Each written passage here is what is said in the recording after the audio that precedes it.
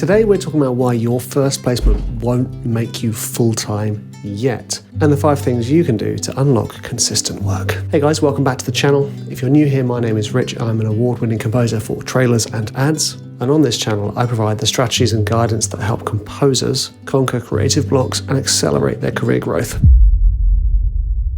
For starters, we've been sold a lie.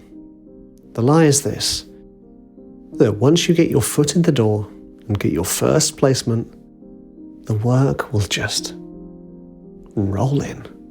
People will be knocking on your door, screaming for you to write music for them. The phone will be ringing off the hook. That once you've done this, you will become a full-time composer and the work will be unlocked to you forever. Sadly, this is not the case. The truth is, you'll get your foot in the door. First of all, it's a door. You might land a first placement. And then after that wonderful thing, which don't get me wrong, is a wonderful thing, the world just carries on. You might get a couple of calls for work. You might get something, but it's not the thing that you imagine it to be. That's exactly what happened to me. I thought that once I landed my first big TV ad, the phone would be ringing off the hook. That I'd be getting email after email asking for me to score the most recent Nike ads or whatever it is. And it didn't happen. And the same happened when I got my first trailer placement. I thought, fine, I'm in trailers now. This is it. I'm done. I'm going full time, you know. Admittedly, again, that didn't happen. And the scary thing is that when this happens, all of those fears you had before you made your first contact, before you got your first placement, they all come back. And they all feel like you haven't got any further at all. You know, the fear that you're never going to make it full time. You know, how are you going to get another placement? Are you even good enough? All of these fears, you know, do I even know what I'm doing? Is this even what I want to do? They all just come flooding back as if you've never even got a placement in the first place, as if you hadn't made contact with some new client.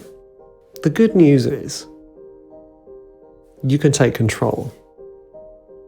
And I've got 5 things to help you take control and unlock consistent work. The first thing you can do is focus on your money and taking control of that aspect. Now, the disclaimer here is obviously this does not count as financial advice, and I do strongly advise you get proper financial advice to secure finances. My experience, however, is this: having a runway, some people call it a safety net or emergency fund, whatever, will give you so much control. And all this is having enough money set aside to cover 6 months plus of your monthly expenditure. So everything that you spend in a month, make sure that you've got 6 months plus set aside. Ideally, 12 to 24 months, because that gives you so much more peace of mind and enables you to free up that bandwidth for creating. Yeah, I also think it's really, really important that you look into financial control. So a book I recommend is Profits First. It's a really, really good book, and it will help you kind of get a bit of control over your finances, which is a huge thing, especially when you're self-employed or, like me, you have your own companies and businesses. The second thing is outreach. The belief here is that the phone's going to just keep ringing and you're going to get client after client, work after work, just because you've landed a placement or just because you've got in the door of one company. You need to keep doing that outreach. And what that looks like for you is this. Let's say you land a contact and you start making friends with one of these people who work in a company, you get a placement with them. You need to nurture that relationship. These are people, you need to be friendly, be nice, and just build that relationship so that you can keep getting more work from them. And that might just mean that occasionally you email them, checking in, seeing what's going on. Are there any projects that you could get involved with, because otherwise what will happen is they give the work to the composers who are top of mind. I've had this where I've worked with some companies for over a decade and I still have to remind them, hey, have you got any work for me? And they go, oh, I completely forgot, we've got this trailer album. I go, oh, brilliant, thank you. How's life? How's the kids? You nurture the relationship, and if you don't nurture it, it will just dissipate, and that's normal. It's not a rejection, it's just busy people, lots of things to do. And as well as nurturing your existing relationships, you need to build new ones.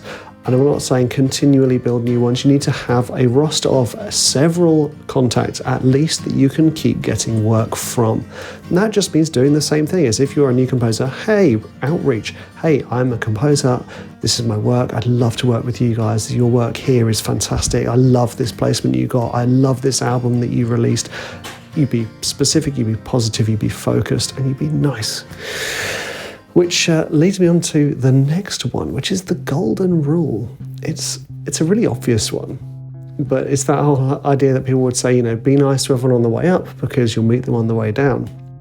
And I don't often think of it in terms of an up and down ladder. I see it as a line when we're all stood there in the same shoulder to shoulder. You be nice to everybody. I'm not saying that you won't ruffle feathers by accident. I know my sense of humour grates on some people, and I apologise for those of you who have been fallen victim to my terrible jokes. But at this point, it's about being a nice person to work with. I've heard it from several people in the industry who would say that actually, it doesn't matter if you're super talented. If you're not nice to work with, they won't work with you. Even if you do supply the greatest possible quality track, if you're not nice to work with, they're not going to want to work with you.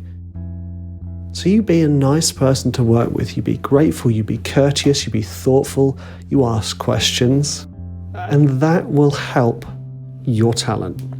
If you've got a bit of talent, being nice goes a long way. And I will be the first to say that I am not the most talented composer. I am not the most talented producer. I am not the most talented musician by any stretch of the imagination. I would put myself, in talent-wise, I'd put myself on the lower third. But I like to think that I'm quite nice to work with.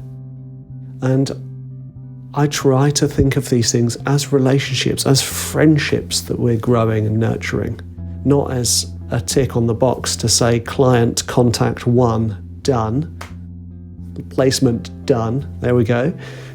You're building relationships, so be a nice person to work with. And you'll know what that is, but you fall back on the golden rule with this is, would you like somebody else to be like this to you? Yes? Great. That's how to do it. Now, on to the fourth one, which kind of leads in nicely with positivity.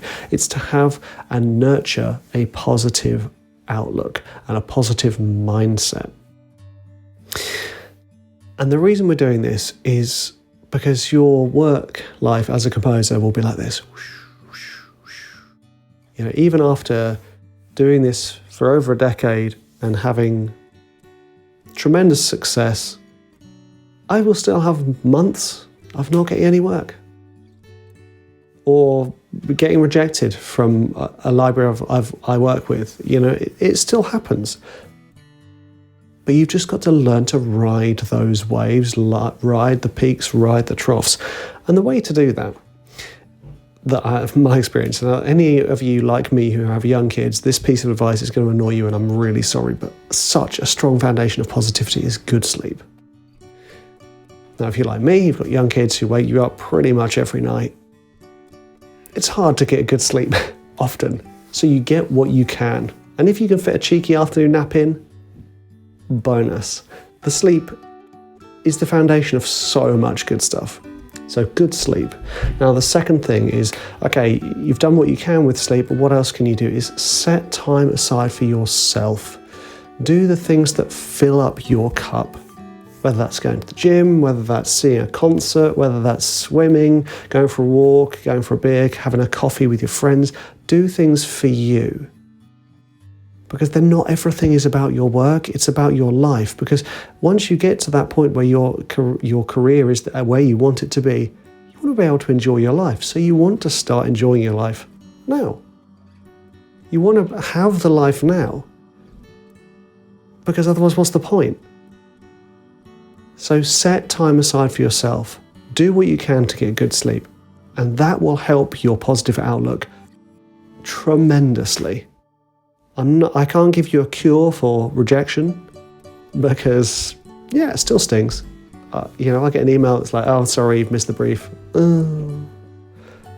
But then I do these other things that enable me to ride the waves, basically. I talk about this a lot, but the last one is really, really important, and it's goals. It's not just setting goals, it's checking in on your goals. Now, I have fallen foul of setting a goal and then just working blindly to it, and then getting there and going, oh, this isn't quite what I wanted. For me, that was being a successful full-time composer. It wasn't quite what I wanted. I'll be totally honest with you. I wanted to have something like this where I'm giving back. And that's where I started putting a lot more effort into here. But I didn't check in on my goals. And I'm always careful to do that now. Check in on my goal. Why am I doing this? And does the action you are taking today align with the goal you want to achieve? You want to be a full-time composer for Netflix TV shows or something? Is the thing you're doing now getting you towards that point? And then as well as that, you want to nurture this deep, deep belief that you will get there. And that's often a case of just like keeping that goal in the forefront of your mind. I like to listen to Vangelis' score to Chariots of Fire whilst I recite my goals, because it gets me pumped up and I'm like, yeah, this is awesome. And I feel it. And I feel this belief that it's going to happen. And that belief is like the rocket fuel that's going to push you forward to that place. Now you combine that deep-rooted belief with a clear goal, being kind to the people you're working with, looking after yourself during the process, making sure that you're nurturing the relationships, keeping outreach, keep moving forward, and looking after your money. Those things are going to give you control that feels fantastic. It will give you that control when everything feels like it's not going right, and it will give you that control when everything feels like you're sailing through the wind. Now, if you liked this video, then you're going to love this custom playlist I've put together of my most popular videos on building a career as a composer. If you're listening on the podcast, just head on over to my YouTube channel where you can see it, or just keep binging the podcast. Thanks for watching, thanks for listening. You are a legend, and I will see you in the next one.